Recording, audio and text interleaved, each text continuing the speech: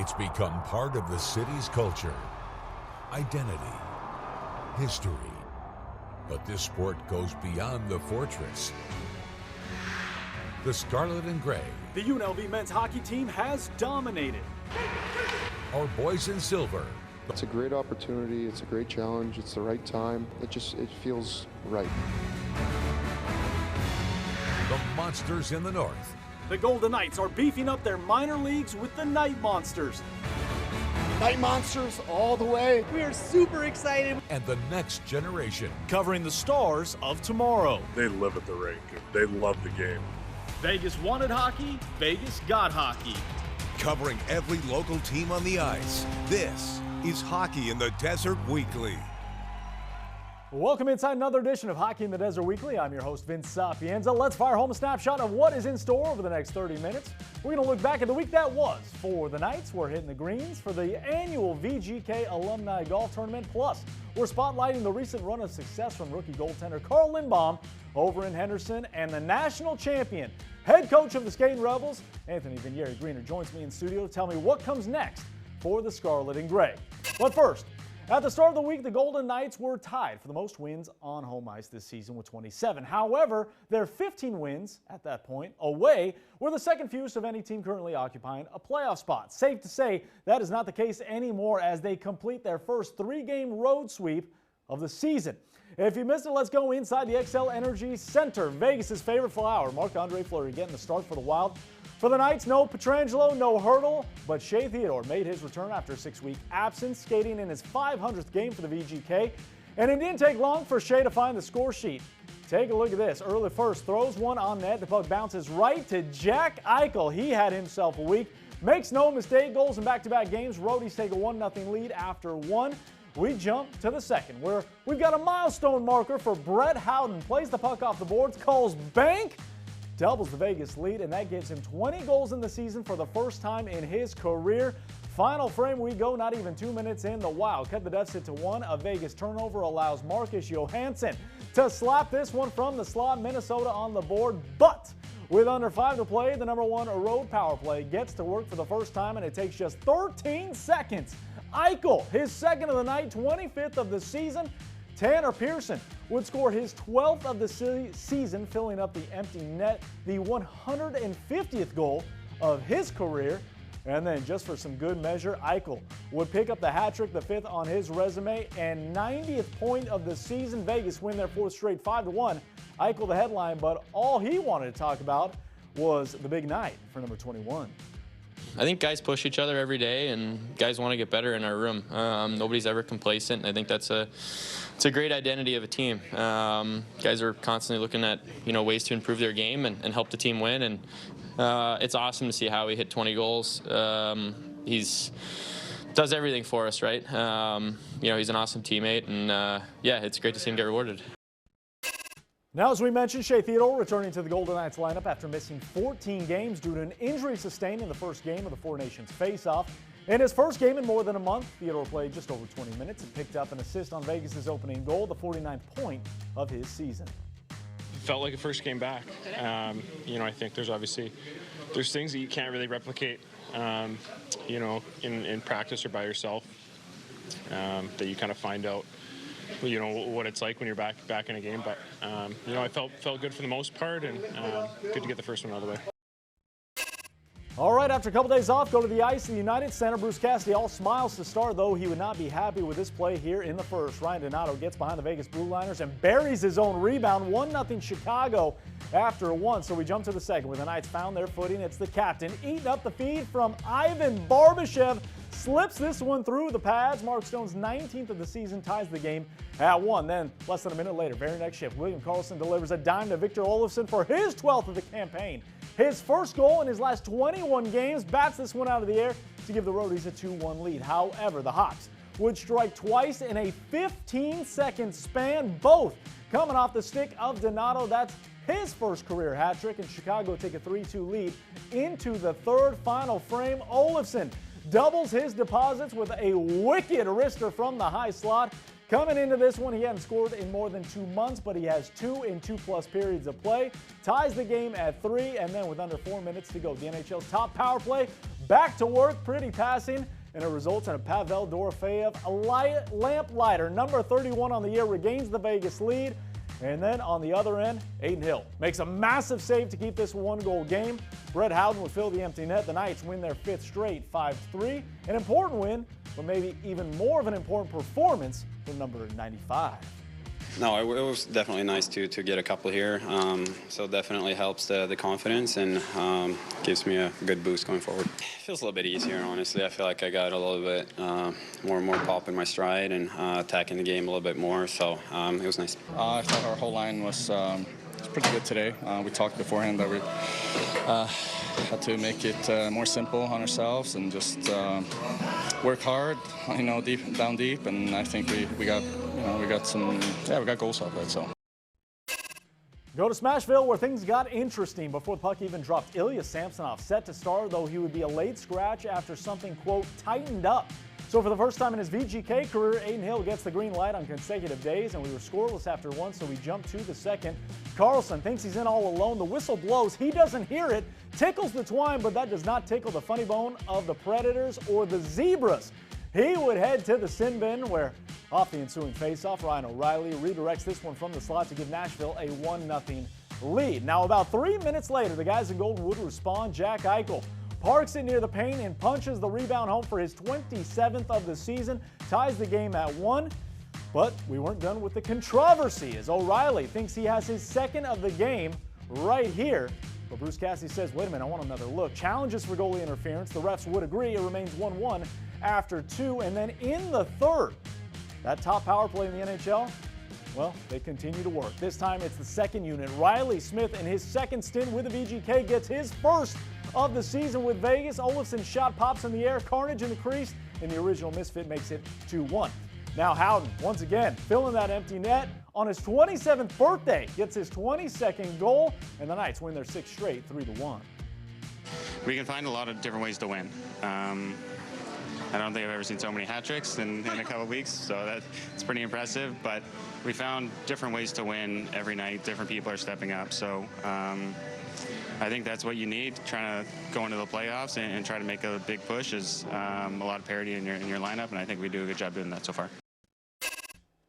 In March, the Golden Knights held their annual Alumni Golf Tournament, and after the first couple editions of just featuring a single former player in Derek England, it has truly become an alumni tournament. And like the number of former players increase, so does the money being raised for local charities in Southern Nevada.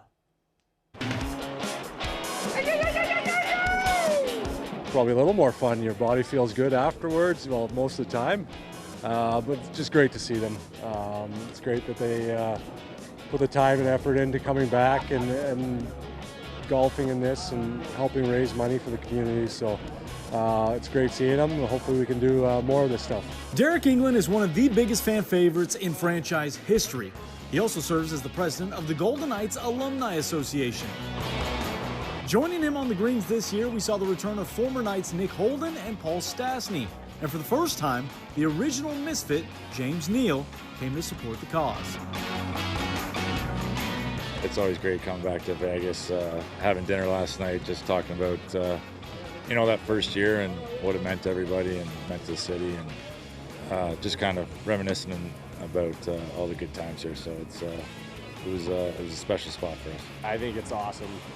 Everyone now is kind of living life and all in their cities and stuff like that, so you don't get to talk to them as much as you once did, but it's always fun to catch up and have casual events like this where you get together and share old war stories. For me, it was like, I got traded to Ottawa from here, and as soon as I was basically wrapping up and done, they open arms welcomed me back. And so not only with my role, but also this Alumni Association, and Derek's done a great job trying to get this, and Shane getting this off the ground, and trying to get everyone that is done playing now, which isn't a lot of guys, involved, and making sure that they're feeling welcomed, and whether it was a year or 3-4 years, it's like he wants all those guys back and want them to feel like they're part of this family. This marked the 4th edition of the VGK Alumni Golf Outing. In 2023, this tournament helped the Alumni Association donate $67,000 to local charities. and that number nearly doubled in 2024, giving away $135,000. Just to grow the alumni, you know what I'm saying? It always for a good cause, raises money, and it goes to good foundations, and whether it's helping out, you know, the fire department, the police, you know, underprivileged kids, youth, I think that's the most important thing, and I think you got to do these early on to keep building it.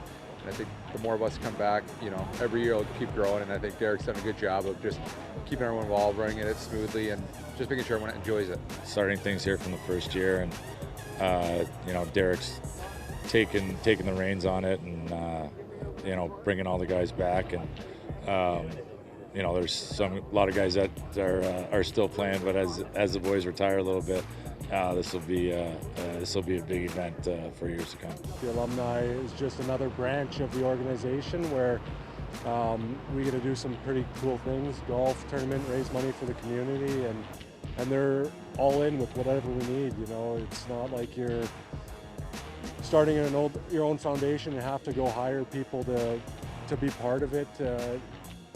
The Knights let us use a lot of internal stuff, so it saves us money that we can give back to the community. Despite all the ice, we're just getting warmed up here on Hockey in the Desert Weekly. When we return, we look at the recent run of play from rookie netminder Carl Lindbom. Now his game has changed the fortune of the Henderson Silver Knights.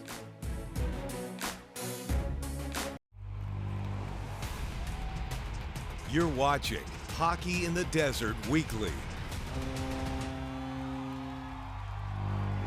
Welcome back inside Hockey in the Desert Weekly. I'm Vince Sapienza. Since about the middle of January, the Silver Knights have turned a page finding more ways to win. And while there are a number of reasons as to why, maybe the biggest reason has been the play of their rookie goaltender. Carl Lindbom has won 13 of his last 17 starts, including when he went undefeated in the month of February with 6 wins.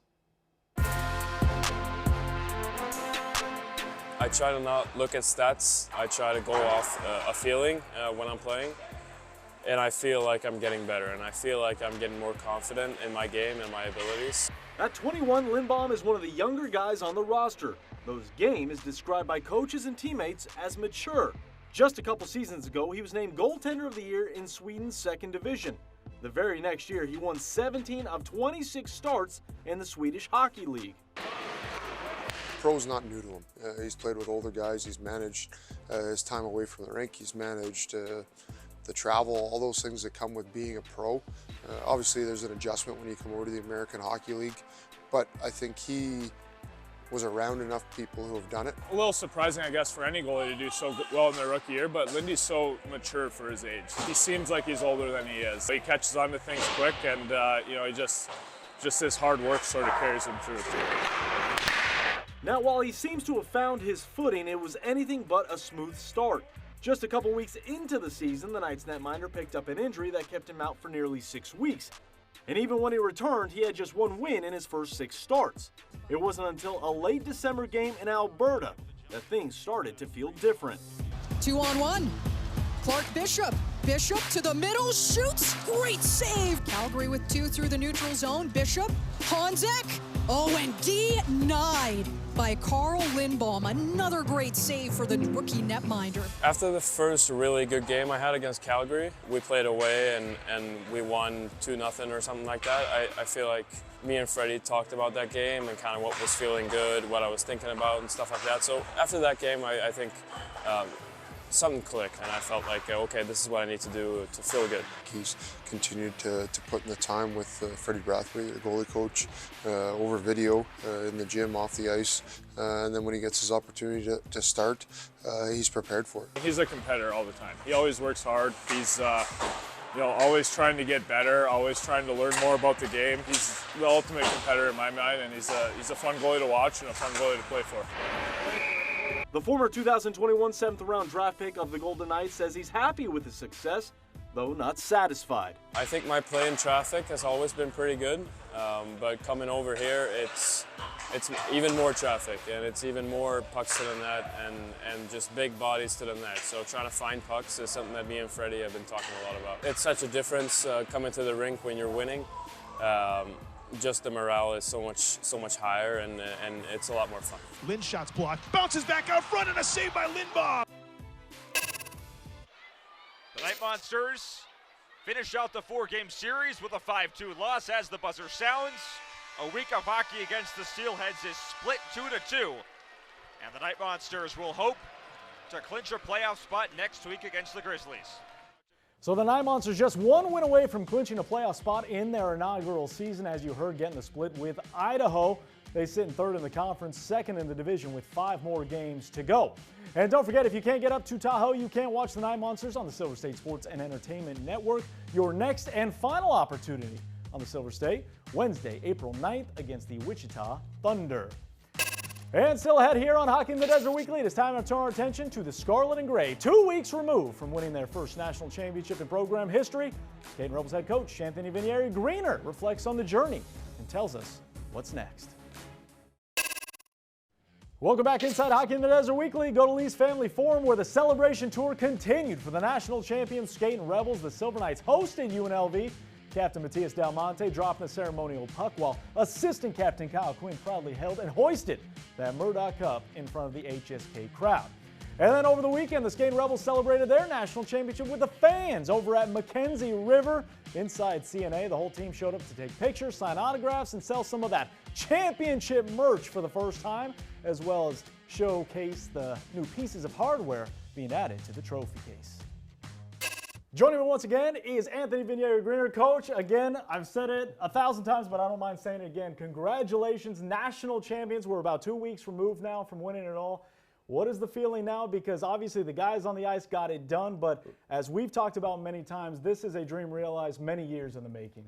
Yeah, it's surreal still. You know, I still think about it with the guys, talk about it. You know, going home, my wife's calling me champ now, so that's always nice. But now it's kind of what's next. So as a staff, our job's not done. We're going to, just got done with exit meetings, and now we're preparing for next season, and we want to do the same thing. As we know, you want to celebrate with your team and have those moments of what was a historic season, but have you had the moments, you and yourself, to appreciate what transpired? Yeah, actually, right after the game, I sat on the bench and looked at the scoreboard and got kind of emotional. I got to talk to my family, my wife and daughters, and looked at the scoreboard. And just like the year prior, we didn't finish the job. I was in the locker room, and I told myself, we will be back here.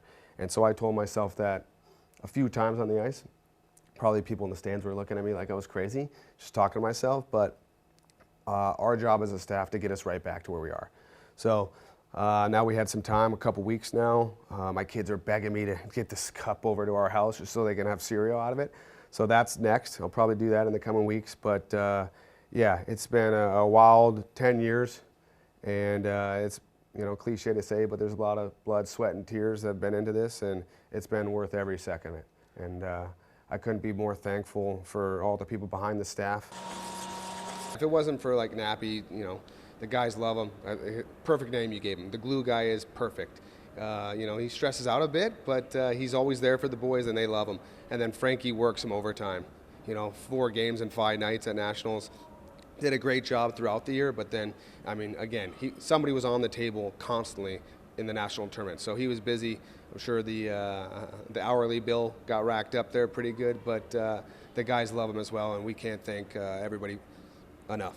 There's so many people behind the scenes, just starting with Megan, who runs our social media, Danielle, Kayla, Mairead, who runs the front, does a great job, helps all of our season ticket holders, and then all of our sponsors, donors that come here, show support every night, give us, some guys give us $50 a year, some guys give us up, in the thousands, and we couldn't have a program without them. So I just want to say thank you to all those people.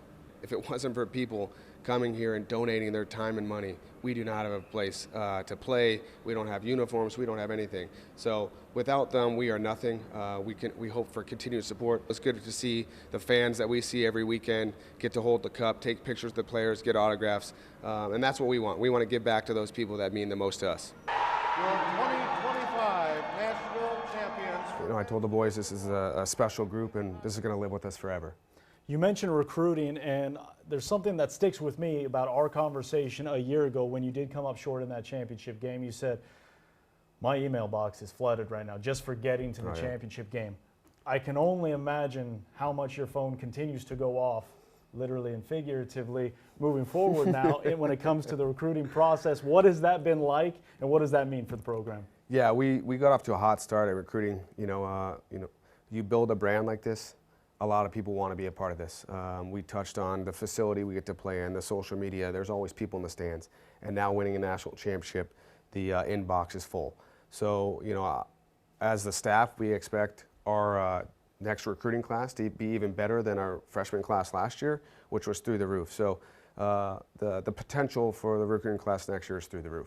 And I know we talked about it last week on the championship edition of Hockey in the Desert, but I have to ask again, everybody wants to know, how does this team get to Division I NCAA status? You've achieved just about everything you could on the ice, and you did it just in this past season alone, but 20 years in the making for this program, coming off a championship, what does it take?